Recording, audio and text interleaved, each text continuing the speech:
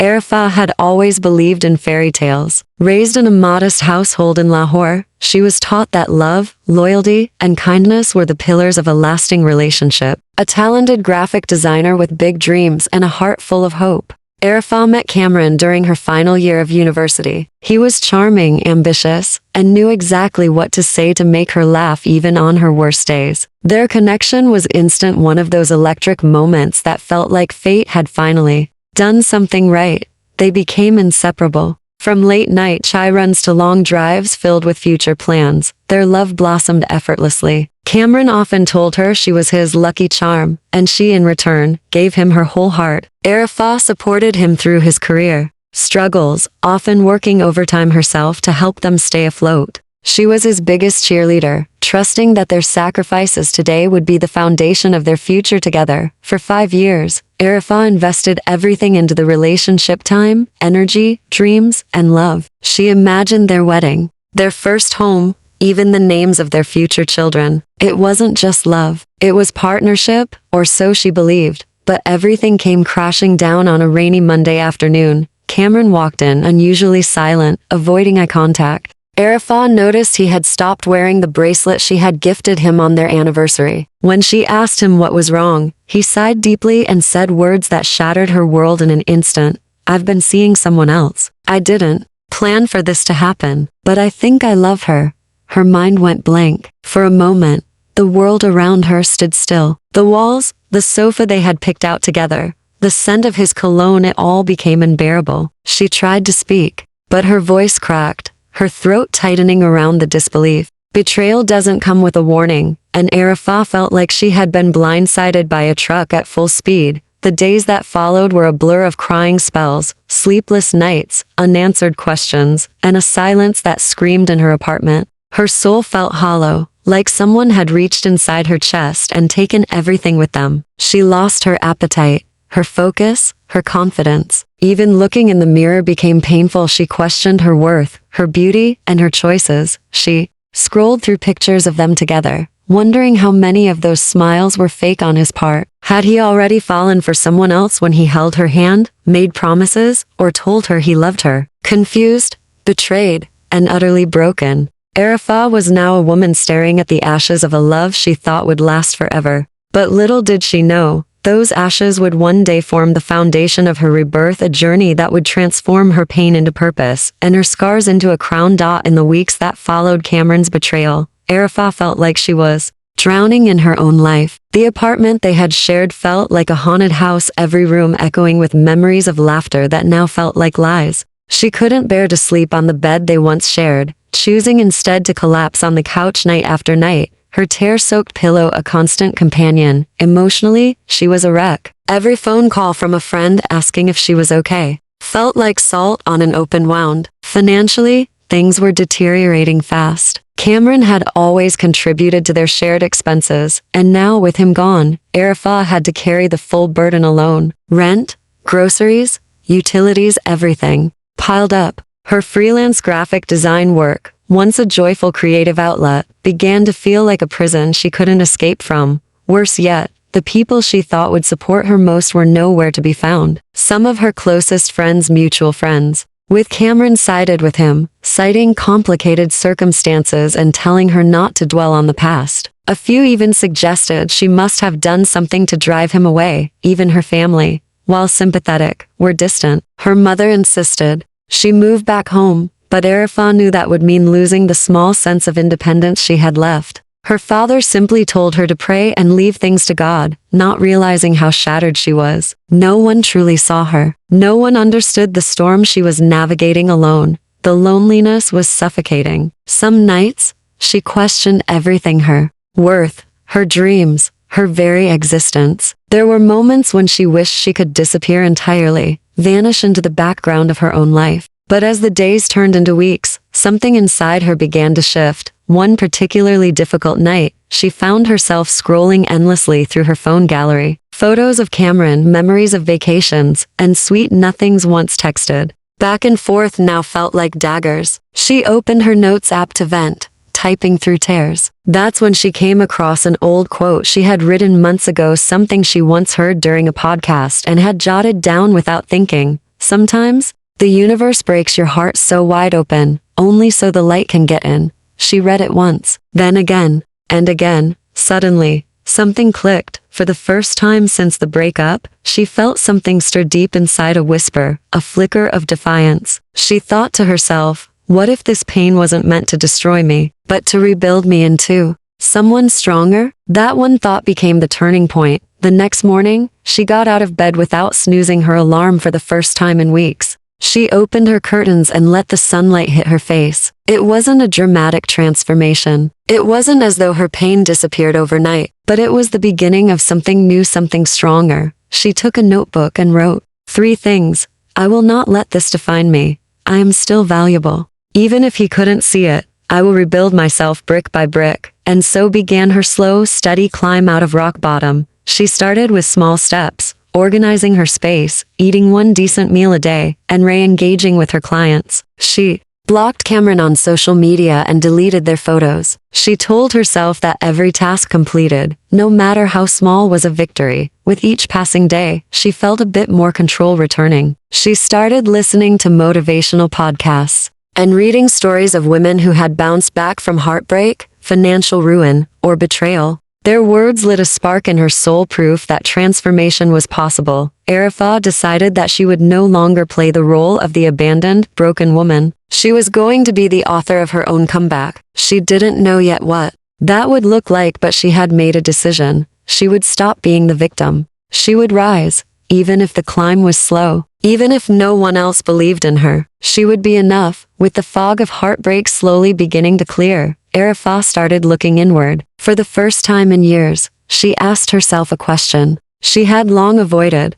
What do I want from my life, not as someone's partner, but as my own person? That single thought cracked open a door she had kept shut for too long. She began reflecting on her childhood, remembering how she would spend hours sketching characters, designing her own fictional magazines, and daydreaming about starting a creative agency one day. Art and design had always been her comfort zone, her safe space. Even during her darkest moments with Cameron, she found temporary peace in the lines, colors, and layers of her digital illustrations. But over the years, those dreams had faded into the background. She had downplayed her talents to avoid intimidating her partner. Now, with no one to hold her back, she allowed herself to dream again, this time without limitations. Arifah made a list. At the top she wrote, rebuild, relearn, rise. She enrolled in an advanced online course in brand strategy and digital design, using a portion of her savings to invest in herself. She upgraded her outdated laptop and software, telling herself this was not an expense, but a foundation. She redesigned her online portfolio and opened accounts on freelance platforms. She also began reaching out to former clients, offering free design audits and consultations to regain traction. Her mornings now started early with purpose. She would wake up, stretch, read something motivational, and dive into her work. She began freelancing aggressively, taking on anything from social media graphics to full website redesigns. She even experimented with creating content for other women-owned businesses, offering branding tips and tutorials on Instagram. But reinvention is rarely linear. She faced rejection, lots of it. Some clients undervalued her work, ghosted her after receiving free samples, or offered to pay her an exposure. Once, after submitting a week-long project, a client told her, "I expected something more creative," leaving her deflated and doubting her abilities. There were also moments when her earnings weren't enough to cover basic expenses. The anxiety of unpaid bills kept her up at night more than once. Adding to that was the internal voice, the self-doubt that crept in like a slow poison. What if you're not good enough? What if Cameron was right to leave? What if no one takes you seriously? The criticism, both from within and outside, was sharp and cruel. Sometimes her hands would tremble as she clicked send on a proposal, fearing rejection before it even arrived. But what made this chapter different was Arifah's resolve. She no longer wanted to go back to who she used to be, someone who lived in the shadows of someone else's success. She was learning to embrace discomfort as a sign of growth. She stopped comparing herself to influencers or agency founders with perfect portfolios and reminded herself, they also started from zero. Just like me. her resilience was being forged in real time. She joined online communities of women freelancers, where stories of struggle and triumph were shared without filter. She started attending virtual workshops, not only to learn but to connect. One mentor in particular, a self-made entrepreneur named Mahira, noticed her work and took Arafah under her wing. With Mahira's guidance, Arafah began seeing herself not just as a freelancer, but as a businesswoman in the making. Arafah also created a victory jar, a simple glass jar where she placed handwritten notes of every small win, landed a $200 logo project. Client left a glowing review. Didn't cry this week. Got invited to speak in an Instagram live. Every time she felt herself slipping into old insecurities, she would pull out one of those notes and read it aloud. They reminded her how far she'd come and how much further she could go. She wasn't just rebuilding her career, she was redesigning her life. As weeks turned into months, her mindset shifted entirely. Where she once saw obstacles, she now saw opportunities to grow. Where she once apologized for charging too much, she now knew her worth and quoted her price confidently. She still faced rejection, but it no longer crushed her. Each no was just a step closer to the yes she deserved. Arafah had begun the journey not only of reinvention but of reclamation, reclaiming her dreams, her voice, and her power. She was no longer surviving the storm, she was learning to dance in it, and for the first time in a long time, she wasn't building a life to impress someone else. She was building it for herself.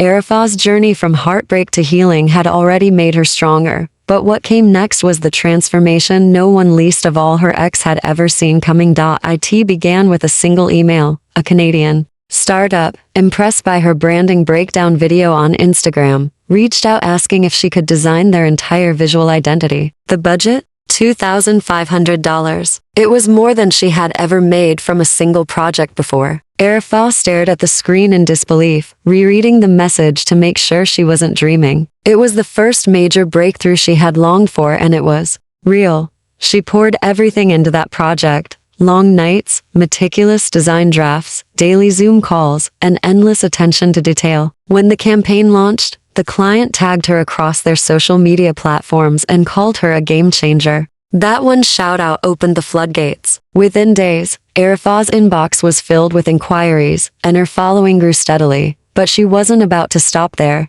She realized quickly that freelancing alone wouldn't give her the long-term freedom she desired. She needed to build something bigger, a brand, a platform, an identity that extended beyond individual projects. So, she began conceptualizing her business, a boutique creative agency focused on elevating women-led brands. In South Asia and the diaspora, she named it Riwayat Creative Studio, a nod to tradition Riwayat with a modern twist. Her goal was to help small businesses bridge the gap between local culture and global design trends. With a strong message of empowerment woven into every design, Riwayat would become more than a design studio. It would be a movement.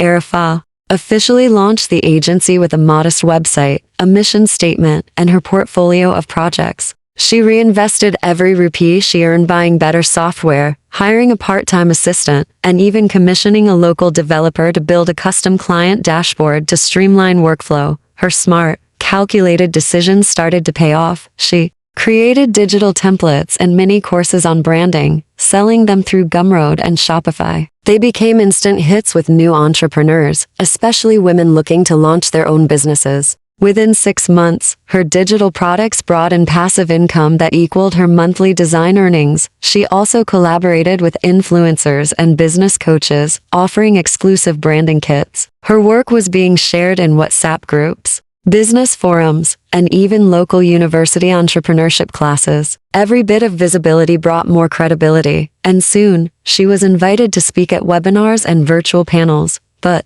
Arafah knew that an empire couldn't be built alone. She reached out to 2 former design students she had mentored during her freelance days and offered them internships. Her agency team began with just 3 women working remotely from Karachi, Lahore, and Islamabad, but their energy and vision matched Arafah's fire. She created a collaborative environment where ideas flowed freely, deadlines were respected, and every win was celebrated. She also found support in places she never expected. A fellow female founder, Iman, who ran an ethical clothing line, became a close friend and collaborator. They hosted joint sessions on personal branding and entrepreneurship for women from underprivileged areas, offering mentorship and free resources. Arifah had gone from being isolated and doubted to being a part of a sisterhood that celebrated ambition. With every passing quarter, Riwayat Creative Studio expanded. Arifah signed long-term contracts with 2 overseas brands. She launched her own podcast called The New Her, where she interviewed women who had turned pain into power, stories that mirrored her own. And then came one of her biggest milestones, buying her first home. It wasn't a mansion.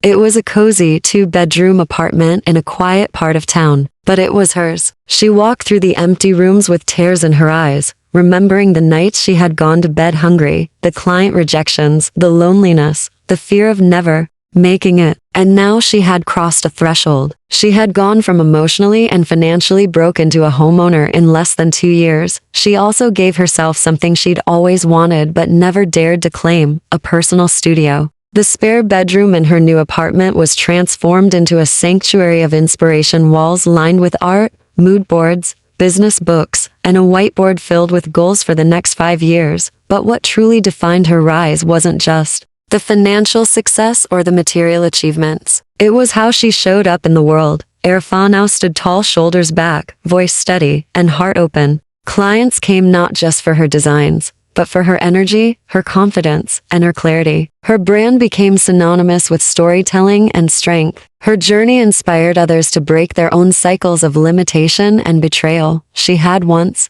been a girl who lost herself in someone else's dream. Now, she was a woman running a company that helped others build theirs. There were still moments of fear and uncertainty, moments where she questioned if she was aiming too high or moving too fast. But then she'd look around at what she had created, at the women she was mentoring, at the testimonials pouring in from grateful clients, and she'd remember, she had earned every bit of this. Arifah had risen, not just from heartbreak, but from the ashes of a life once defined by someone else's decisions. She had become a queen in her own right, building not just an empire of wealth, but one of meaning, legacy, and empowerment. And the crown, she had placed it on her own head. Long before the world saw Arifah as a successful entrepreneur, she began to see herself as someone worthy of love, peace, and power. Her transformation wasn't just about launching a business or earning money, it was an internal revolution. It was about reclaiming her identity, one piece at a time. The first and most powerful shift happened in her mindset. Arifah stopped seeing herself as the woman Cameron left and started seeing herself as the woman he never truly deserved. She began each day with affirmations, repeating phrases she once didn't believe. I am enough. I am valuable. I am in control of my future. In the beginning, they felt forced, but over time, those words became her truth. Every time doubt whispered in her ear, she responded with clarity. She no longer needed external validation to feel worthy. She had built her self-worth from the inside out. One of her most transformative decisions was starting therapy. For years, she had carried the weight of abandonment, self-blame, and people-pleasing. Her therapist helped her unpack her past and connect the dots between her childhood patterns and her adult relationships. She learned how to set boundaries, how to recognize red flags, and how to say no without guilt. Therapy gave her something she hadn't known she needed: emotional intelligence. She finally understood that healing wasn't just about moving on, it was about moving inward. As her mind healed, she turned her attention to her body. During the worst days of the breakup, she had neglected her physical health, skipping meals, sleeping poorly, and surviving on caffeine and anxiety. But now, she treated her body with the same care she gave to her business. She started with simple home workouts and morning walks, finding peace in the rhythm of movement. Later, she joined a local fitness studio, where she met women who, like her, were there to reclaim their power, not just shed pounds. She also reconnected with food not as a comfort or escape, but as nourishment. She began experimenting with colorful, plant-based meals and treated cooking as a creative outlet. Every small lifestyle change contributed to something bigger, a renewed relationship with herself. Then came the fashion. For years, she had dressed to fit someone else's preferences: modest colors, subtle makeup, styles that didn't attract too much attention. But now, she wore what she loved: bright hues, statement earrings, bold lipsticks. Every outfit became an expression of the woman she was becoming. Fashion became her armor, her declaration to the world: I'm here, I'm proud, and I'm not hiding anymore. As she flourished internally, so did her confidence in social spaces. Arafah began reconnecting with old friends, the ones who had stayed silent during her heartbreak but now saw her strength and wanted to be a part of her new chapter. She made new connections too, especially among women entrepreneurs, artists, and thought leaders. Whether at networking events, panels, or casual meetups, Arafah no longer felt like an outsider. She wasn't the woman with the broken past, she was the woman with the powerful present. She also started sharing more of her story online, through blog posts and podcast episodes. Each time she spoke about overcoming betrayal or building from rock bottom, she received messages from women who saw themselves in her. Her vulnerability became her superpower. She wasn't just inspiring people, she was helping them heal. With every interaction, Arafah's presence began to shift. She no longer walked into a room hoping to be accepted. She walked in knowing she brought value. She listened more, but apologized less. She spoke with calm authority. Whether she was pitching her business, mentoring a client, or simply catching up with friends, people noticed something different about her. It wasn't just success. It was power, quiet, grounded, unshakable power. Even the way people treated her changed. Strangers held doors open. Clients respected her rates without negotiation. Men who once dismissed her now tried to win her attention. But she was no longer seeking love to complete her, she was already whole. And if someone couldn't match her energy, she let them go. Without hesitation, Arafah's transformation was not the kind seen in dramatic before and after photos. It was the kind that radiated from within, the kind that made people stop and wonder, what changed? And the answer was everything. She had turned her heartbreak into fuel, her loneliness into leadership, her pain into purpose, and most of all, she had turned her silence into a voice that others listened to, respected, and admired. Arafah no longer lived in fear of being abandoned because she had finally chosen herself. It had been nearly 3 years since Arafah had last seen Cameron. His voice, once familiar like a favorite song, had faded into background noise in her life. She had stopped wondering what he was doing or who he was with. She was too busy building, healing, and thriving. But life, with its poetic timing, always finds a way to complete the story. The unexpected reunion happened at a business expo in Karachi, an event Arafah had been invited to speak at as a featured guest. The venue was buzzing with entrepreneurs, investors, and creatives from all over the country. Riwayat Creative Studio had its own booth showcasing the work Arafah and her team had done for over 50 brands. Her face was printed on flyers, and her name was on the main event schedule. Arafah Rehman, founder, Riwayat, speaker, the power of visual storytelling. Dressed in a bold emerald green blazer, subtle gold accessories, and her signature red lipstick, Arafah walked through the exhibition hall with a quiet confidence. She didn't need to prove herself to anyone, her presence alone commanded attention. That's when she saw him. At first, she didn't register it was Cameron. He looked different, older, slightly tired, carrying a worn-out posture she didn't recognize. He was standing near a booth representing a mid-tier tech firm. As she walked past, their eyes met. For a second, time paused. He blinked in disbelief. His mouth opened slightly, as if trying to find the right words. Arafah, on the other hand, stood composed. Her heart didn't race. Her palms didn't sweat. There was no anger, no bitterness, no longing. Just calm recognition, as if she were looking at an old photograph from a life she no longer lived. Cameron took a step toward her. Arafah, he asked, hesitating. She smiled gently. Cameron, it's been a while. You look different. Amazing, actually. I've seen your brand online, didn't know it was you behind it, he said, eyes scanning her from head to toe, a mixture of awe and regret clouding his expression. Arafah nodded politely.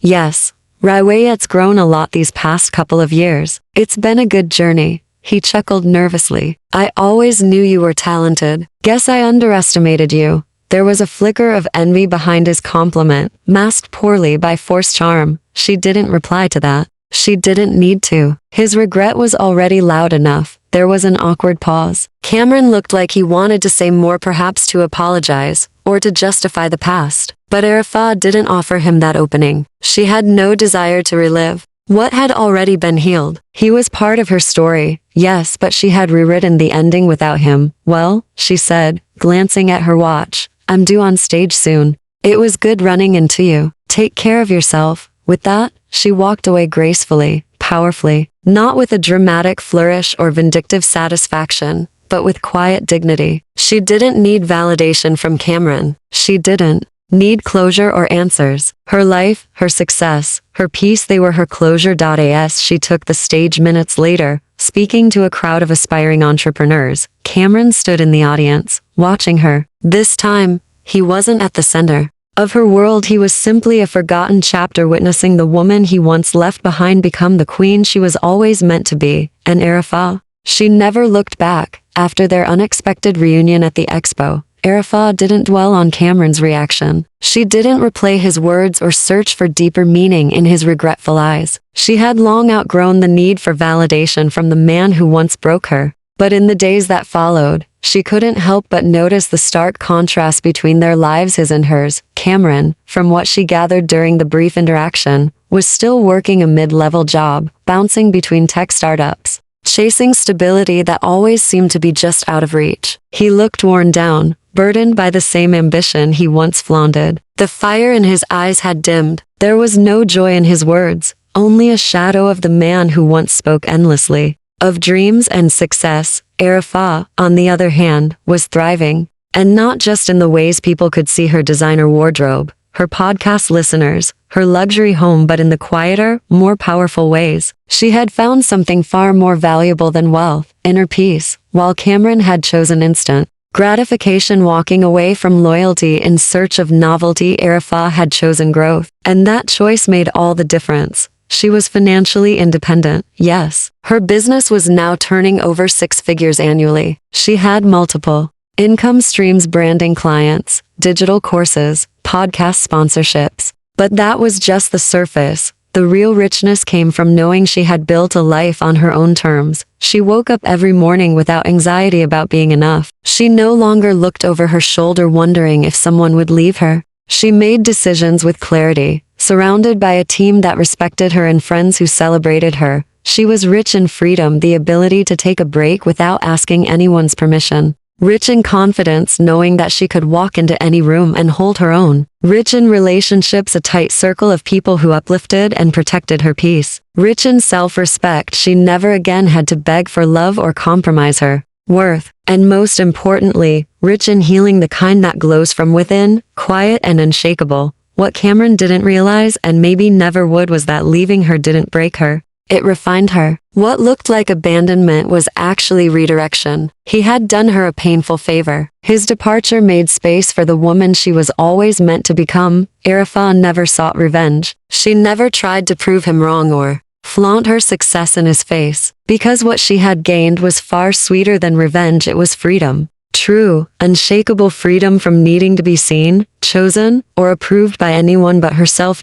In a world that glorifies retaliation, Arafah chose redemption. She chose to rise, not rage; to rebuild, not retaliate. She didn't chase justice, she created joy. Her victory wasn't loud. It was powerful, graceful, and complete. And in that quiet, fulfilling life she built for herself, she found the ultimate truth. Success isn't about proving someone wrong. It's about becoming so whole, so content, so radiant that those who once overlooked you can't help but notice. And yet, you no longer care. Arafah often received messages from women who had followed her journey, some strangers, some old acquaintances, many simply admirers from afar. Their words were filled with pain, curiosity, and a quiet hope.